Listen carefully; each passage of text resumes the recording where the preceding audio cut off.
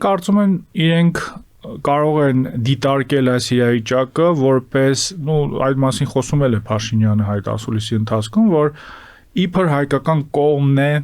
հիմնավորում ստեղծում Ադրբեջանի համար, շարունակել օգտագործել այդ արևմտյան Ադրբեջանի խոսույթը, այսինքն եթե ինչ որ հրաշքով այս խոսակցությունները չլինեն, եթե Facebook-ում արդյոք դրա մասին չգրեն, եթե Արցախի ներկայացությունը չլինի, իդեպ ես կարծում եմ, որ վաղ թե ուշ այդ շենքը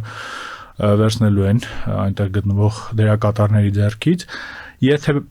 ակտիվորեն ջանքեր գործադրեն այս խոսույթը ճնշելու համար, չնայած ինչպես արդեն նշեցի,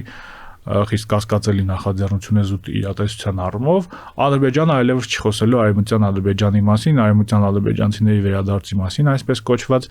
բայց մենք տեսնում ենք, որ դա է ուզում ասել նաև նախորդ հարցերին պատասխանելիս, որ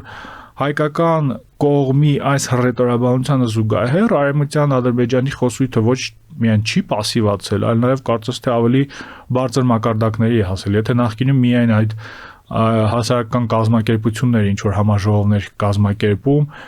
թեկուզ էլի ֆինանսավորվելով նախագահական ադմինիստրացիայի կողմից, հիմա տեսնում ենք, որ Ալիևն է, բոլորովին վերջերս խոսում է այն մասին, որ այո, պիտի այդ մարդիկ վերադառնան իրենց պատմական հայրենիք,